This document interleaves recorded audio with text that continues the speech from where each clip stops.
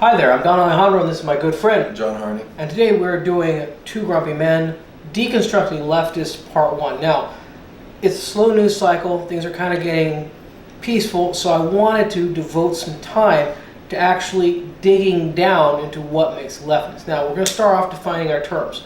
Okay, we have conservatives, Republicans, okay, we have a set of values which emphasize basic morality, fiscal responsibility, so on and so forth. Now, libertarians have really adopted the mantle of what we would classically refer to as liberalism. It's your own life, it's your own money, do what you want.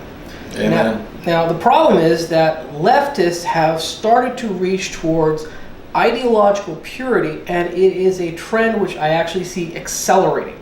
So, what do you mean by ideological purity? Okay, what I mean is that they are becoming their own organism governed by an underlying psychology, philosophy, reproductive strategy.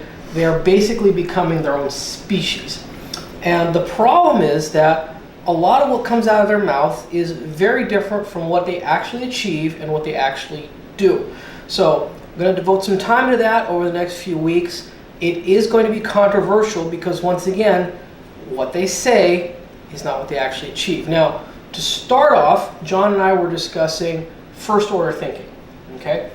And this is a very common trait of the leftists, and I believe it traces back to... You think you have to explain what first order thinking is? I do. When I say first order thinking, I mean they're not considering past step A. One of the examples that we played with was morality itself. Okay, now I am a very, very staunch conservative. You haven't figured that out by now, and I have a lot of justification for that. We'll get to that in another video. Now, with regard to that, ideally, let's look at the CEO of Costco. Okay, the CEO of Costco is a very moral human being. He treats his employees very well. He's very responsible to basically everything. He lives as if God is watching him. Okay. Now, on the other end, you've got Walmart, which is the whipping boy. And now, personally, I like Walmart, but we're going to whip on them anyway. The idea that they don't pay their people well, they don't treat their employees well, they don't treat their suppliers well. These are accusations that have been leveled against them. Now, the cost of that is government intervention. Now, ideally, if we had a bunch of CEOs like the CEO of Costco, we wouldn't need an EPA, we wouldn't need OSHA, we wouldn't need all these regulatory bodies which clamp down on irresponsible companies. Now, the other side of that is we've got companies which are irresponsible, and they're going to do everything in their power to pass the cost on to others, which is called the freeloader problem. Okay? The freeloader problem is the idea that within any group, you're going to have an urge of people to contribute as little as they can to the group capital and take as much out as they can. Okay, they're trying to pass the cost on to others. Now, what we have here is morality. Okay? Now, morality is one of two possibilities. Number one, morality is what God wants it to be. Morality is whatever we think it is. Okay? Now, on the left, you've got the circular problem. This is the first order thing I've talked about.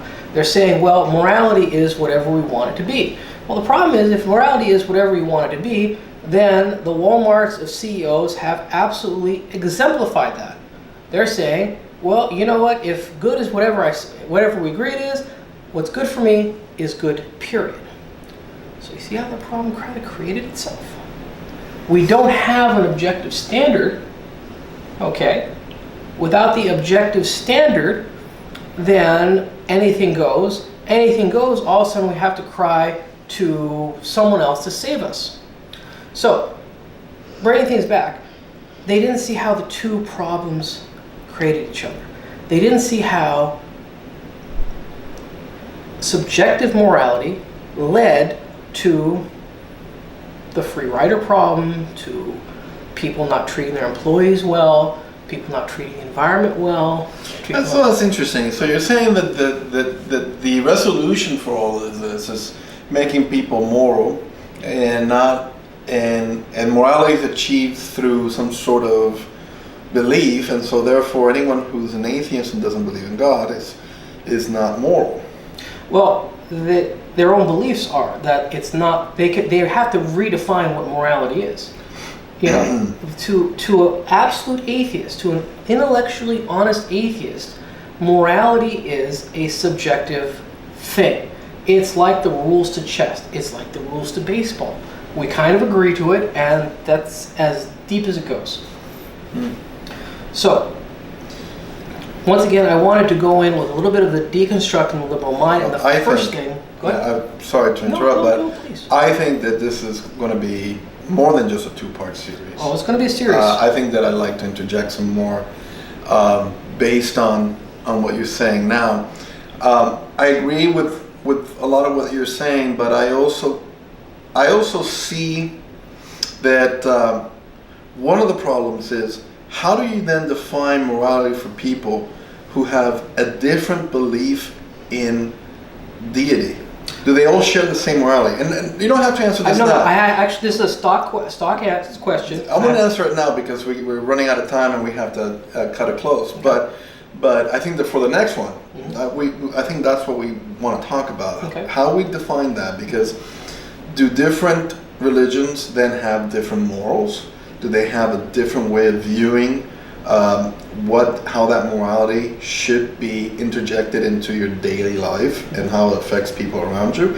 And if so, then I would say then your argument is correct, that having morality and having some sort of belief does change people to a more moral basis. But maybe it does, maybe it doesn't. Well, I'd like to get into that in more detail, but that is definitely the subject of a future video. Until now, this is part 1, Deconstructing the Leftist. Two grumpy men. Tune in next time. I'm Don Alejandro. John Hardy. See you next time. Like, subscribe, share.